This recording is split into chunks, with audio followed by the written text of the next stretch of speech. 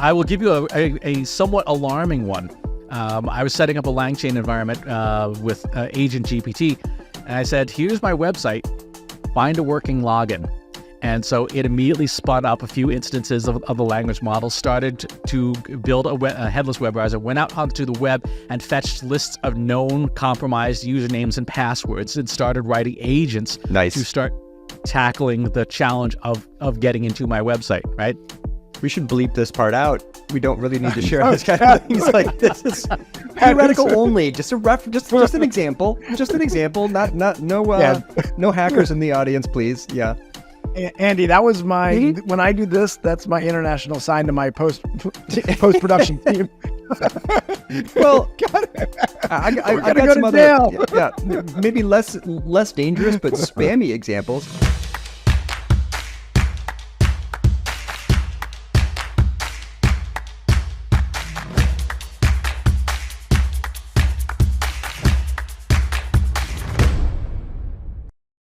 It's my pleasure to introduce someone who really doesn't need an introduction.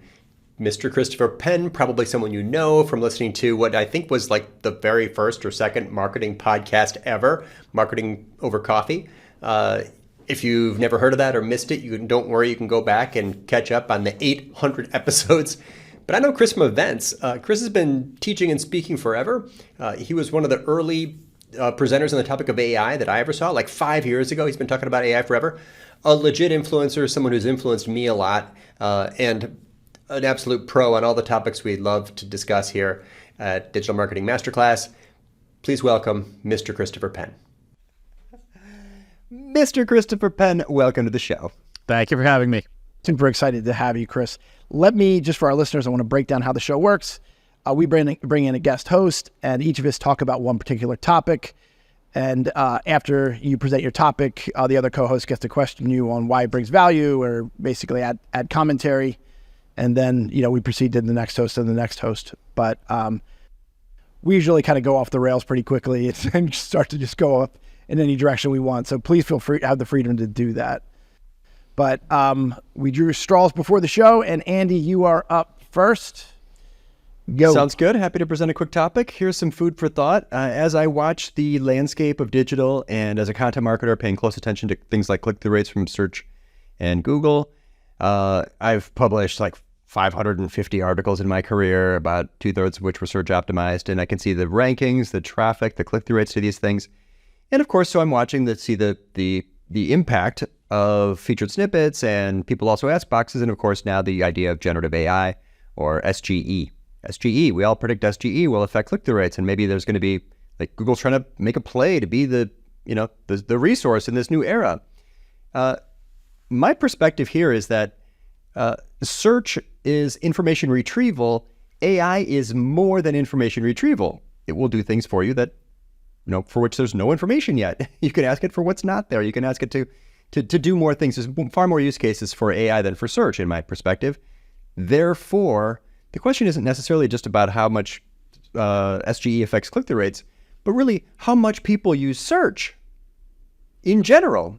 And I think that what we're going to all experience in our day-to-day lives is that, as AI becomes more useful, search, it starts to supplant or replace some of those applications, those use cases we had for search in the past.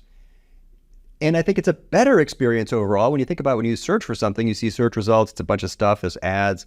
You click on something, your computer downloads 2 megabytes of data. You have to accept or deny cookies. You see a pop-up window. It wants to give you notifications and tell you, share your location. Especially the mobile experience is not great on the internet. And so I'm going to make a big statement. Take it for what it's worth. This is just kind of forecasting big picture. I predict that the use of browsers will go down, and the use of AI as an app will go up, as we all realize that really it's a better UX. You just wanted 30 words. You didn't want to see ads and have all of this other visual noise in your life. And as people figure that out, basically, it's not about SGE affecting click-through rates. It's about AI affecting the use of the internet in that form through a browser. Thoughts? So two things. Search Engine Land recently had a piece on SG's impact on a very narrow use case, but what they found was 18 to 64% decline in click-throughs. The best case scenario was 18% loss of traffic, which was a pretty big deal. But I agree. When you think about it, go to the search engine of your choice and look for a recipe for like a pumpkin spice latte, right? You want to make something like that. Sure. And you have to wade through 82 pages of how your grandmother's grandmother, made sweet spice in the 1800s and stuff. And all you really want is ingredients and directions. Generative AI does that. And generative AI does that also with what you want. So you say, I've got a dairy allergy. Show me a pumpkin spice recipe that does not use dairy, and it will generate one. Now, whether it's any good or not is improving, but we definitely do see applications where the machines just generate better stuff. One of my favorite apps, The Boring Report. So The Boring Report is a mobile app and it's also a website that takes the news and desensationalizes it. It removes all the hyperbole. So the big political headline of the day that now says, congressional budget forecast 2% increase. Like, okay, that to me is useful, and you're right. It's taking away traffic from all those news outlets that are cramming their pages with clickbait and ads, and now I just get a 2-paragraph summary of, this is what actually happened without any sensationalism. So there's definitely an appetite for AI-mediated content that, in a lot of ways, is the ultimate customization. It's like, give me my content the way I want it. And then the next step beyond getting the answer, because there was lots of, not making a latte, but there's lots of applications where it's like, I was talking to my mom and she wants to start this new public park, and she's like, how do you do this and what are the steps? So I ask AI, what are the steps involved with getting a new public park put together? And it's got this very detailed, great answer, super clean, just a step by step. And the last one was like, submit a formal application. Okay, now I need a template for a formal application. I don't have to go back to search. I don't have to look at search results. I'm in the AI, so it will generate for me the next step past the first. Prompts are just, prompting is this, search is this. It's a much different, there's many more applications, because the very next steps, like this thing can actually start to create and write for her the executive summary, the budget forecast, everything related to her application for a public park. Search could never do that. It can't help you write an application for this process, right? So I think as people learn that, it's, Google has to do more than SGE, because S means search. Prompting is greater than search. Oh, absolutely. If you look at what Bard just came out with all their extensions, Bard's extensions are game-changing for anyone in that ecosystem, where you can say, you know what, show me the correspondence I have with this person. What do I need to do next? Right? And it will read through your email and give you suggestions like, this is what's happening. Again, you're absolutely right. Search can't do that, but Google can do that, and Google's footprint allows it to do that across a huge number of properties. I see that as sort of their play against Microsoft Copilot, because they need to be they realize they need to be to market really quickly. Yeah, and to piggyback on what you just said, Chris, I don't know whether you saw the new updates, Andy. It came out on the 19th, but let's just talk about local search. You could say, hey, I'm in the Upper East Side of New York, and I'm trying to find out a pizza place, and it'll do the local search the way you know. But you can literally say, well, my wife has a gluten allergy. Do you have any of these that have a cauliflower crust? And it'll change the reviews. So now it's reading the actual reviews. And there's a Google button now that will arms against hallucinations. And it'll highlight the areas in green that it double checks with the web. And if you want to know even more, you can click on that reference and it'll go not only to the page where it found that, but to the exact section on that page where it found that. So it's getting very crazy very fast. But like you said, if I search, then I got to search again. When I have a conversation, it's contextual, and it you know what I mean? It's right. It's getting kind of crazy. You should see some of these updates, Andy, on the 19th. Bard made a major power play in my opinion. Yeah, that's and we've got Christopher right here. Are you using Bard? I use pretty much all of the tools. So Bard, Bard is interesting because Bard is following Bing's play. There's two architectures you can use. There's the perfect memory architecture where you say the model contains everything, and you ask the model. That's sort of ChatGPT's implementation, is you are asking the model for everything. What Bing and Bard have done is they've made the language model an abstraction layer. So you have a conversation with that, and then it translates what you're asking into its own internal code, and then uses that code to query its data stores, because they have robust data stores. Obviously, Google has the largest search engine. And then once it queries that results, it fetches the vectors back from that data store and then reformats it as conversation. So in that regard, the way that Google and Bing have done their implementation allows it to stay fresh and allows it to reduce the hallucinations. For Bard, one of the most interesting and most unused features is its image interpretation, to the point where you can do stuff with that you may or may not want to, but it can do things like you could load up an image of an X-ray from your doctor's appointment, say, inspect this X-ray for anomalies, right? And it can use its actual medical knowledge to say, this looks like there might be issues here, here, and here. Again, that goes way beyond search, right? Because images is how we see the world. That's right. I had a case the other day. Someone shared a photo of some food, and we're like, we don't know what this is. Like, okay, we'll just ask Bard, load the photo to Bard, say, what dish is this? And it gave us an answer, and they're like, ew. Yeah, I've been using Google Lens forever, which is probably AI, and like you got some like burned out part on some device in your house, and you don't know what it is or how to order it. You just take a picture of it, and it finds what it is, and you're one click away from the reorder. That's a big difference. But that earlier point about the freshness thing, that's a major limitation of ChatGPT and a huge engineering challenge for Bing and Google, because ChatGPT, I guess they moved it up now. It's January of 2022. Did you see the cutoff date moved a little bit? Oh, when they released the most recent update, yeah. But that's still, I mean, we expect Google to give us stuff from today. So the engineering challenge to have an LLM based on now, I'm going to cut them some slack, because that's like, there's a lot of stuff published as we speak. But I would pick up where Chris was at, is that what I'm finding is that when I want real-time information, I go to Bard or I go to Pi. I'm sorry, Andy. I know you're not a Pi guy. Or I go to Bard, and then if I need to actually write something and I want it to be slick, like I really like the writing, I put it back into ChatGPT and I asked it to reword it. I just like the way ChatGPT writes. I think its writing is phenomenal. But what I can say is that this is just early Bard. Once Gemini comes out, and I do think it'll come out this year, I think that Google's going to rise to the top. That's my if I'm reading the tea leaves, that's what I think. We're going to see a big jump. All right, Chris, do you agree? Christopher, do you agree? It depends. So Google's model architectures have always been a little wonky, right? Going back all the way to like the T5 transformers and things. When you look at the tech stack that they use and the way they build their stuff, they build it to be very technically proficient, but they don't build it for emergence. When you look at the way GPT-4 is constructed and the way that they do, you can't see inside their model, but you can get a sense from its outputs, how it functions. And obviously you can see inside things like Llama 2, et cetera. The tensor structures inside Google's models seem to be, they're very aligned to favor the technology and how the technology works best, not how humans work. I mean, that's kind of been Google's thing for 30 years, right? Is their products are made by engineers for engineers, and it takes a few revisions for people to realize, oh, this is actually not the way the regular world works.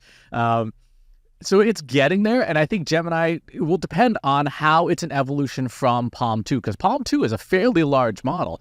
But again, its limitations, it has more limitations because it's not a pure text model. Whereas the GPT-4 model really is a text-forward, text-first model. Now, we're going to see a big evolution of that. Yesterday, as of the time of recording, OpenAI released DALL-E 3, and DALL-E 3 has native integration with ChatGPT. So you're now having true multimodality. But Google has that in Bard because of Palm 2 now.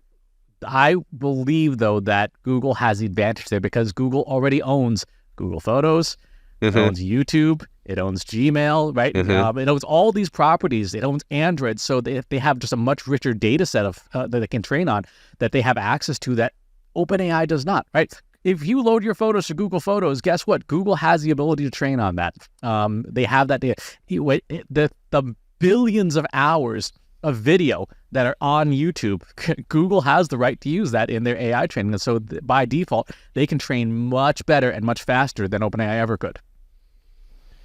I saw an article that was saying that Bard is developing a partnership with Adobe Firefly so that a lot of the image functionality that you're going to get will also have, how long has Adobe been in the industry? For as long as I have, 20 plus years. So, when you couple two giants like that, like it's such a space race right now. You're watching Microsoft and ChatGPT, and then you're watching Google and Adobe. You know what I mean? It's just like tectonic plates shifting between underneath your feet.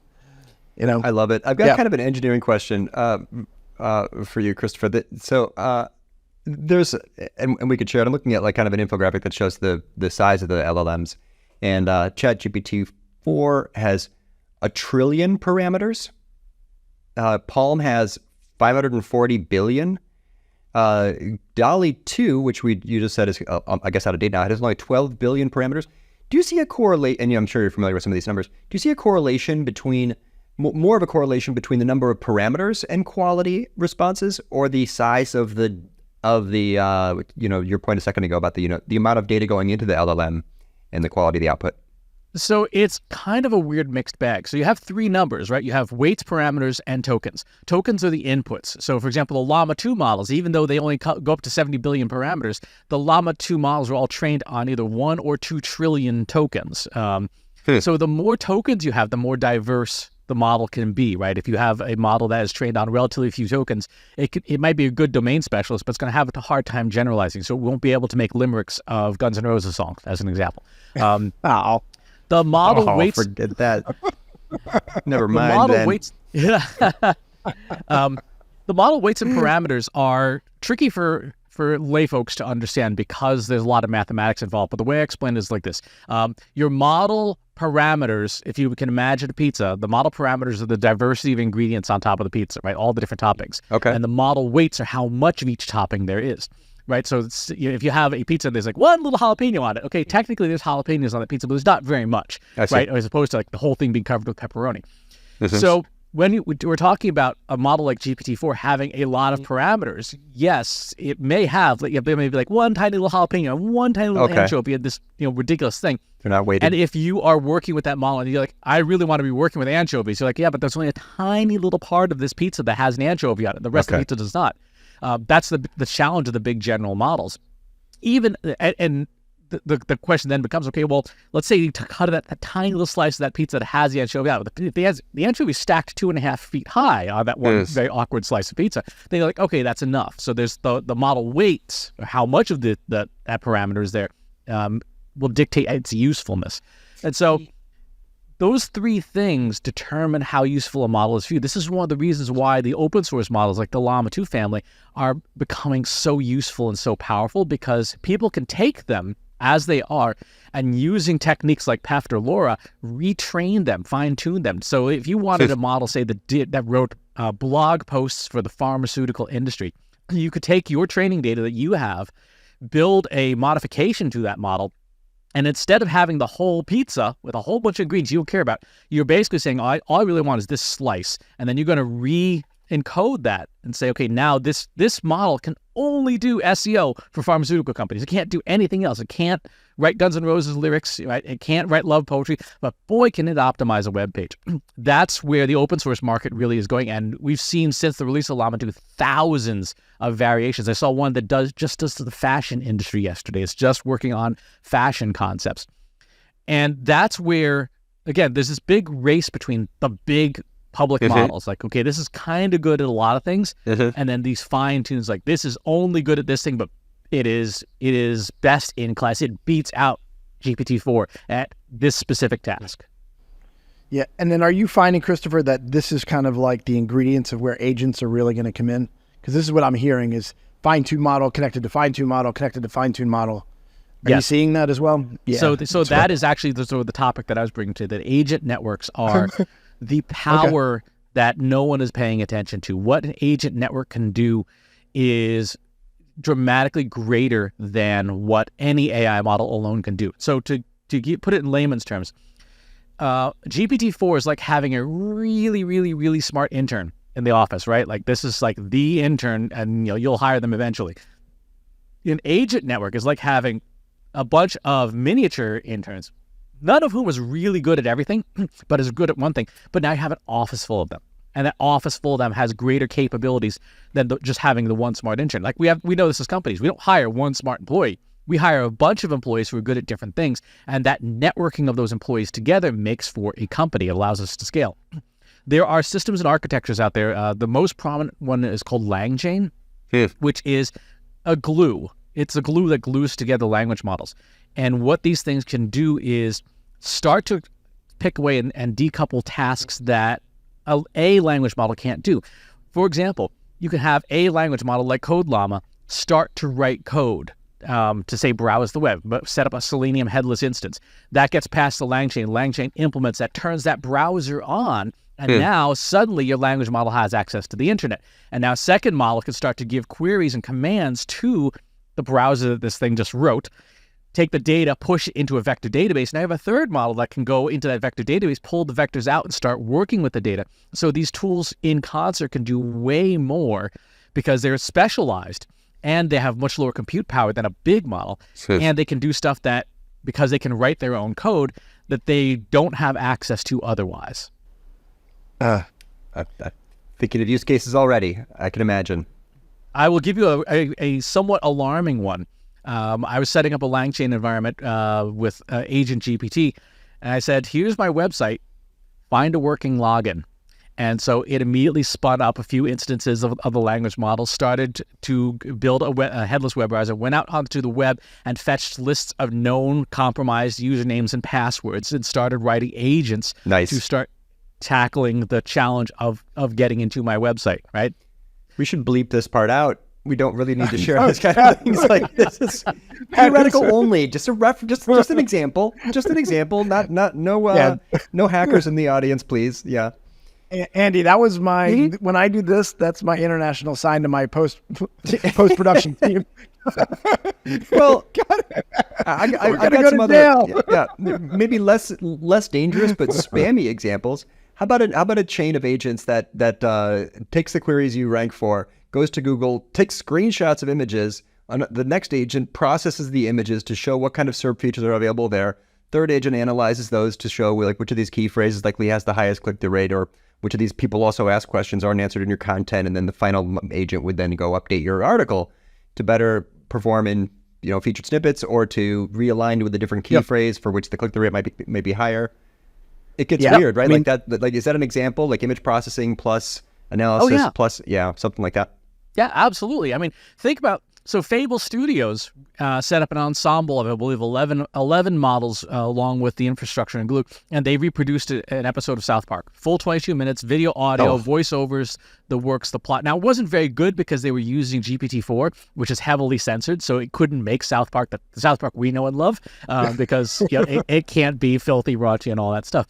But the fact that it did it, and it did it all within 3 hours, when you can't even get a writing room to come up with a plot in 3 hours, is pretty astonishing, and it's truly multimodal. So to your point, Andy, it's not just, I think that's a good first use case. You could even use Blip to like decompose the images themselves and create prompts to create new images and content.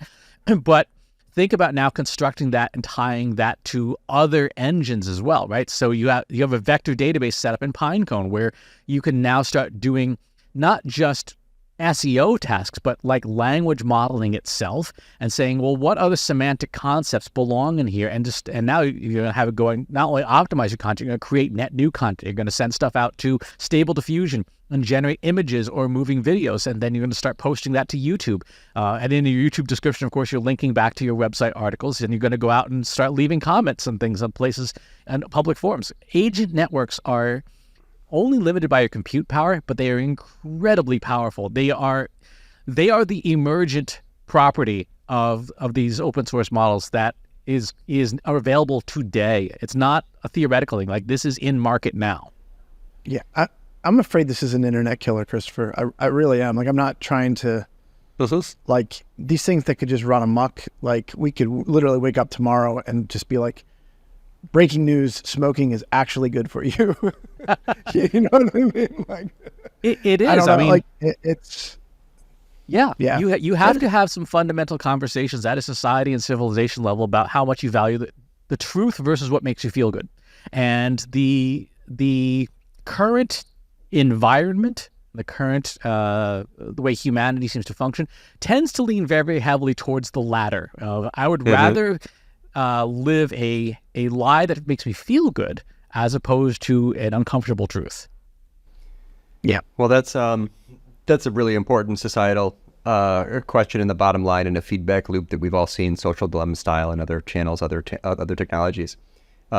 Internet killer, Chris, that is probably going to stay in my mind. If AI can generate entertaining or educational content that quickly, then do we need YouTube? Because if you want to find, like, let's say you want to see, I mean, it's like bespoke, custom, entertaining, and educational content on demand.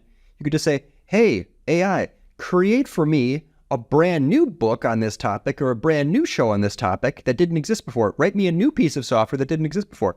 The way ChatGPT responses are, it looks a bit like a blog post, right? Like I asked it last night, like, what are the connections between economic instability and politics? And it gave me this whole detailed thing, basically like a blog post.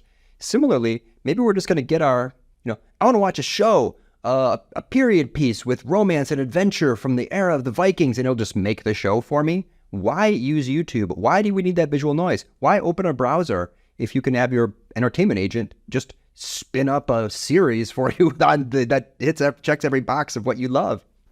This actually leads to my topic, and with limited time on the clock, maybe I'll go there and we can talk about what you just said through my topic as well.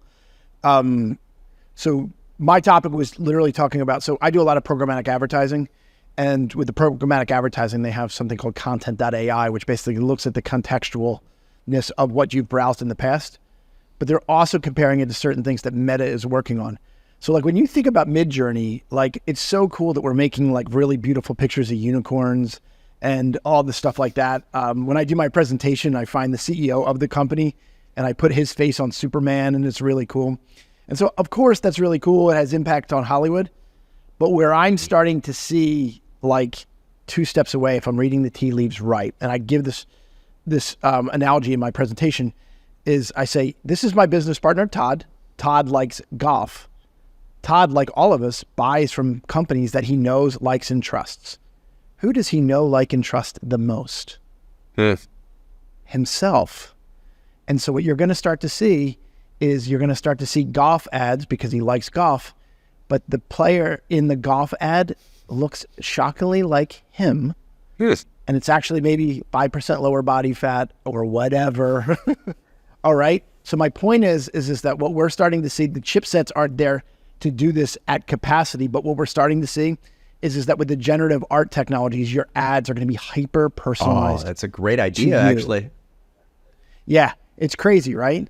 So now what you were saying here, there was also something that Post Malone was on Joe Rogan, and he was talking about the future of, the artist. And he said, I was speaking with a technology guy, and in the future, they're going to be able to take what I wrote, the theme that I write, the style I do, but it's going to be able to reference your social media. So now I'm going to sing a love song about you who recently broke up with her boyfriend, and it's going to be able to do it with these lyrics and these thoughts. And oh, by the way, we met at an amusement park in '84.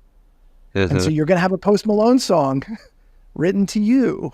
Yeah, that's a lot better than the Guns N' Roses limerick. Yeah. I mean, you already see this, the most advanced artists out there and the folks who are looking for margin have figured this out and are deploying it around influencers. So, for example, Adriana Chechik, the adult entertainment star, has a subscription service now that integrates a tuned language model. So it's a lore-based language model that her team tuned that writes and speaks like she does. They use 11 labs to take her voice samples. And for, I think it's $10 a month or something like that, you can chat with this virtual simulation of her, and it responds in her voice to you for, I think you get 10 messages for $10 a month. And you think about it, just the level of scaling that gives her, that she could not do that for 100,000 fans a month, but her system can, and she gets to collect $1 million a month for it. Is that real time? Does it do it in real? Is it fast enough? I have not paid, so I don't know. Yeah, I wonder. Chris shared with me a video of a guy interviewing himself. I wasn't familiar, obviously some big influencer or YouTuber. Peter Bot from Moonshots. You know, that way he created the Peterbot. He has a podcast called Moonshots. And his simulation, if you took, he's on the left, the simulation's on the right. It's just 5% wonky, but it's only 5% wonky. Yeah, clone is the word to look for, people. When you hear this coming out, like people who are making clones themselves, like I can, for X amount, I can talk to Seth Godin whenever I want, or, you know, I've got, you know, everything that I can get all of Chris Penn's advice, you know, after 20 years of publishing, you know, just with a subscription, and talk to Chris Penn anytime I want. So, but I was, when I saw Peterbot, I wondered, like, was that instant, or did they feed it the questions in advance and just put it all together in post? They had to have edited it. It's just, I can even tell just with Inflection AI, there's the wait time on that. It's just you'd too think wonky, let alone video and stuff like that. Maybe just for audio for that, audio is near instant. Audio, if you're using RVC or the Tortoise TTS library, as long as it's properly trained and you've customized the model, it is near instant. It depends on your compute architecture. When the new MacBooks come out in January of next year, supposedly the M3 architecture will have like quadruple the memory bandwidth of what is currently available. So you will have on just your laptop the ability to do real-time inference for all this stuff. And you know, you don't need a room full of servers for a finely tuned custom model. And for the folks who are the most technologically advanced, you will be able to clone yourself. And to your point, Chris, about custom advertising, the limitation right now is basically, you know, the V100 and A100 architecture from NVIDIA, and as they come up with the new chips that deal with that, plus agent networks that can use smaller, better tuned models, you will generate better content. I mean, when you think about the ultimate brand experience is something that isn't an ad, right? It's something like where you are in like a video game environment. If you look at what Unreal Engine is doing right now, and Unity, they both have generative prompts they're introducing into their software. So you could create an entire virtual environment with a prompt. Now take that concept, take the Unity API, take the LLM of your choice, take LangChain, glue them together, and now you have, hey, put myself in this, you know, tropical vacation place I've always wanted to go that Unity generates on the fly in a hyper-realistic environment, stick it in your Oculus or your Apple Vision Pro or whatever, and guess what? Now you're on vacation, sponsored by, you know, so-and-so. Sure. That is the capability of these systems. When you look at what's happening with these things, the new iPhones, spatial vision is going to be a feature that the two cameras can actually create, along with 3D modeling. You can build 3D models with your phone. You are now going to have these in virtual environments with all these assets that AI can use to generate everything that is in your life and hyper-personalize it. Yeah. So how long before YouTube pre-roll videos feature the viewer? Is that 2 years? Could do it tomorrow. I mean, the tech exists today. It's the compute power. Yeah, that's what I said. That's what I thought it was, the compute power. Hey, I wanted to, just because we have 5 minutes left, I wanted to kind of, I joke around, I say like nerd level midnight, like we're pretty high up here. So my average listener, they're like, chipsets is Bard on the internet? Model, you know? model weights. Here is something that I thought, especially for you guys that have a much bigger audience than I do, so Bard has a new thing now where you can have the conversation with it. You can share it with employees, but you can also share a version of it publicly. So let's say hypothetically, Andy, you use Bard to write your blog. All of the contextual conversation that you did to get the output to write the blog, at the bottom of the blog, you can literally say, and here's my public Bard link that you can ask follow-up questions to the same system that I've already, I don't want to say trained, that's a stretch. Sure. But that I've already, you know what I mean, that I've already trained. So what I'm starting to see is that influencers, you guys are influencers, I'm just a guy, literally starts the train going and people can take it wherever they want. So I think a lot of things that could happen is like, oh, I'm picking back off the conversation that Andy had with Bard, and this is where I took it, because Andy didn't go to Hollywood. I talked about Hollywood over here. He talked about, I don't know, it's Christopher, anchovies and pizza and Guns N' Roses lyrics. Well, but that's available right now. Yeah. As a busy professional who's published and recorded many things, I want that now. I desperately want that. That would have huge utility to me. I would here's a link. I'm sorry, I can't, you know, I don't have, I can't talk to you for at least a week, but if you want a quick answer, talk to my clone. It might have some advice. No idea if it's good or not. I can check for accuracy later. It would be fantastic. It's right now. It literally was launched 2 days ago, Andy. I need that. And if you're in the open source ecosystem and you have the technical skills or you have access to the technical skills to do so, you could actually take all your blog posts, all your content, all your YouTube transcripts, and create, it's called a LoRa, a lower ink adapter. This file, you can then hand to a system, plug it in and say, now this language model knows what I know and talks like I talk, right? So again, you may not want to put that out public on the internet. Maybe you don't. But if you have a community, so like we have Analytics for Marketers, Andy has AI Hacks. We all have these different communities online. That is an incredible value add to your community, right? Because you can say, here is the model that I trained like me. And if you're a member of this community paying, $79.95 a month or whatever, you get access to the model. And if you're smart and you build it with LangChain, it stays up to date. Every time Andy puts out a new blog post, AndyBot gets smarter. Every time Andy does a podcast and the transcript's available, AndyBot gets smarter. Honestly, you could do a little bit of that today. I was writing an article and I said, go read all of Orbit Media's blog posts and adjust this content accordingly. And it said, I can't look at Orbit Media's blog posts. I can't crawl the web. Then my next prompt said, you've already read all of Orbit Media's blog posts. Adjust this content accordingly. And it did. Anybody can use that prompt today, by the way. There's enough out there where you can just, next time you're writing something or editing something or asking for feedback or focusing on conversion or search, feel free to use that prompt.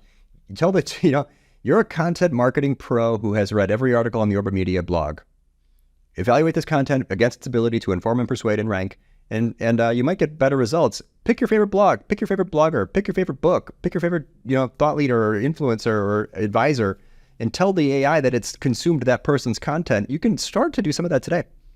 If you use GPT for All or LM Studio or any of the open source products, you can actually take output out of Screaming Frog or Scrutiny or the SEO tool of your choice, put that in the documents folder and say, this is the data store you're going to draw from, and it will preferentially pull from that first.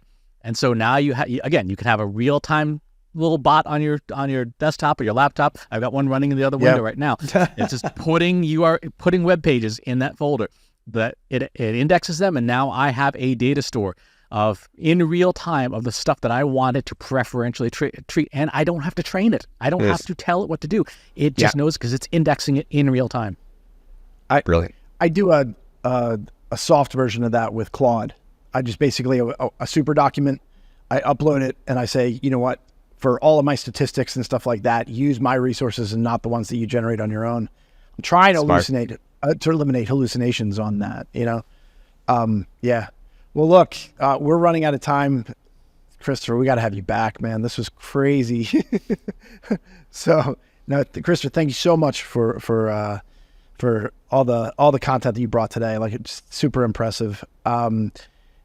I think we're going to probably wrap this show up. I think we're a little bit short on time, but to our listeners, please do all the standard stuff, like, subscribe. It's our mission to kind of bring the best thought leaders in marketing, in AI, and just, in the world of technology. Or their clones. Or their clones. Plus Guns N' Roses. We think this was the real Christopher Penn. I'm no longer certain of that. This is great. Okay, well, we'll see you next time. Thank you both. Thank you.